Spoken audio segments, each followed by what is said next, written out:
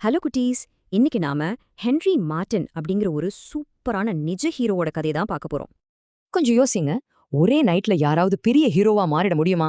சான்ஸே இல்ல, கரெக்டா? ஆமா, ஹென்றி கூட எடுத்த உடனே ஹீரோ ஆகல. தினமும் சின்ன சின்ன விஷயங்களை சரியா செஞ்சதால தான் அவர் உயர்ந்தாரு. அவர் இந்தியால இருந்தப்போ அவர் டேபிள பாருங்க. எப்பவுமே பெரிய பெரிய புக்ஸ், பேப்பர்ஸ்னு நிரம்பி வழியும். அவர் தினமும் புதுமொழிகளை படிச்சார், சொல்லிக் கொடுத்தார், ஏழைகளுக்கு உதவினார், முக்கியமா பைபிள மொழிபெயர்க்கிற வேலையை செஞ்சார். இதுல ரொம்ப முக்கியமான வேலை எது தெரியுமா? கடவுளோட வார்த்தைய மக்கள் பேசுற சொந்த மொழியிலேயே அவங்களுக்கு கொடுப்பதுதான். பைபிள ஹிந்துஸ்தானி அப்புறம் பாரசீக மொழிகள்ல மொழிபெயர்க்கிற அந்த பெரிய வேலையை தான் அவர் செஞ்சுட்டு இருந்தாரு. மொழிபெயர்ப்புனா சும்மா வார்த்தைகளை மாத்துறதில்ல, அதோட உண்மையான அர்த்தத்தை கண்டுபிடிக்கிற ஒரு பெரிய பசில் மாதிரி. சில சமயம் அவருக்கு உதவி செஞ்சவங்க இந்த வார்த்தை தப்பு, இது மக்களுக்கு புரியாதுன்னு முகத்துக்கு நேரா சொல்லுவாங்க. ஆனா ஹென்றி கொஞ்சம் கூட கோபப்படவே மாட்டார். பொறுமையா கேப்பார், யோசிப்பார், திரும்பவும் அமைதியா முயற்சி செய்வார். தினமும் கவனமா படிப்பார், வரியோட வரி மொழிபெயர்ப்பார், தப்பு வந்தா சலிக்காம திருத்துவார். இதுதான் அவரோட ருட்டீன். ஒரு பக்கம் ஹென்றி பைபிளை செதுக்கினார், அதே நேரத்துல கடவுள் ஹென்ரியோட கேரக்டரை ரொம்ப அழகா செதுக்கினார்.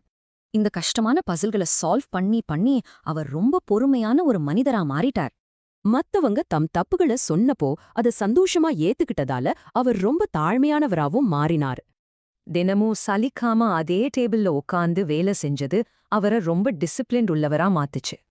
இது அவ்ளோ ஈஸி கிடையாது குட்டீஸ். அவரு அடிக்கடி உடம்பு சரியில்லாம ரொம்ப டயர்டா வீக்கா இருந்தார். ஆனாலும் அவர் கிவ் அப் பண்ணவே இல்ல. கடவுளுக்காக நம்ம பண்ற இந்த கஷ்டம் வீண் போகாதுன்னு ஸ்ட்ராங்கா நம்பினார். கடவுள் கொஞ்சம் கொஞ்சமா நம்மள எப்படி ஒரு சிறந்த மனிதரா மாத்துறாருங்கிறது ரொம்ப ஆச்சரியமா இருக்குல்ல. இப்போ ஒரு கேள்வி, உண்மையான விசுவாசம்னா என்ன? எல்லாருக்கும் தெரியற மாதிரி பெரிய பெரிய விஷயங்களை செய்யறது மட்டும்தானா? கண்டிப்பா இல்ல. யாரும் பார்க்காதப்போ அமைதியா படிக்கிறது, ஜெபிக்கிறது, ஹார்ட் ஒர்க் பண்றதுல தான் உண்மையான விசுவாசம் இருக்கு. இன்னைக்கு நான பாடம் இதுதான். தினசரி கீழ்ப்படிதலும் தியாகமும் தான் கடவுள் நம்மள சிறந்த ஊழியர்களா மாத்துற வழிகள். ஹென்றி மார்ட்டின் மாதிரியே நாமளும் நம்ம லைஃப்ல எப்பவுமே கடவுளுக்கு தான் ஃபர்ஸ்ட் பிளேஸ் கொடுக்கணும். ஃபைனலா உங்களுக்கான கேள்வி, இன்னைக்கு உங்க ஹோம்வொர்க்கையோ சின்ன வேலையோ கடவுளுக்காக எவ்ளோ உண்மையா செய்ய போறீங்க? யோசிங்க.